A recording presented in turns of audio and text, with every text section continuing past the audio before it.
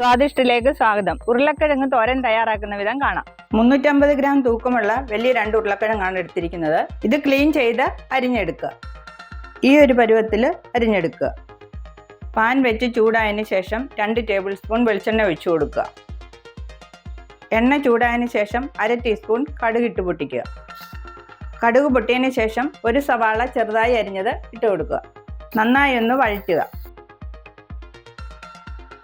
അതിനുശേഷം 2 പച്ചമുളക് അരിഞ്ഞത്, 3 അല്ലി വെളുത്തുള്ളി അരിഞ്ഞത്, കറിവേപ്പില, 1/4 ടീസ്പൂൺ മഞ്ഞൾപ്പൊടി കൂടെ ചേർത്ത് വീണ്ടും നന്നായി വഴറ്റുക.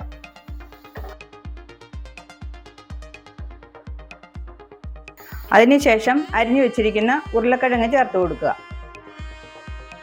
നന്നായി എല്ലാം കൂടി ഇളക്കി യോജിപ്പിക്കുക.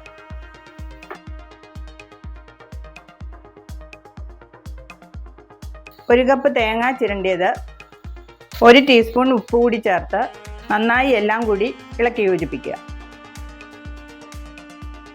അടച്ചു വെച്ച് 5 മിനിറ്റ് ലോ ഫ്ലെയിമിൽ വേവിക്കുക.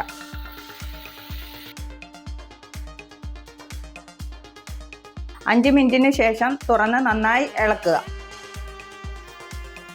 ഒരു കഷ്ണം ഉരുളക്കിഴങ്ങ് എടുത്ത് ഇങ്ങനെ വെന്തോന്ന് നോക്കുക. ഓരോ സമയത്ത് ഓരോ ടൈപ്പിലെ ഉരുളക്കിഴങ്ങായിരിക്കും കിട്ടുന്നത്. വേവ് കൂടുതലുള്ളതും കുറവുള്ളതും കിട്ടും. ഇതിപ്പോൾ ഉരുളക്കിഴങ്ങ് വെന്തിട്ടില്ല. ഫുൾ ഫ്ലെയിമിൽ 3 മിനിറ്റ് കൂടി അടച്ചു വെച്ച് വേവിക്കുക. 3 മിനിറ്റ് കഴിഞ്ഞ് തുറന്ന് നന്നായി എല്ലാം ഒന്ന് ഇളക്കി കൊടുക്കുക. അരിഞ്ഞ് അടിയിൽ പിടിക്കാതിരിക്കാൻ ശ്രദ്ധിക്കുക.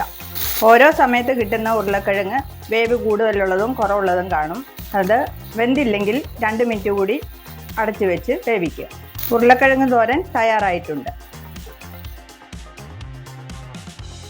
വീഡിയോ ഇഷ്ടപ്പെട്ടാൽ ലൈക്ക് ചെയ്യുക, ഷെയർ ചെയ്യുക, അഭിപ്രായങ്ങൾ കമൻറ്റിലൂടെ അറിയിക്കുക.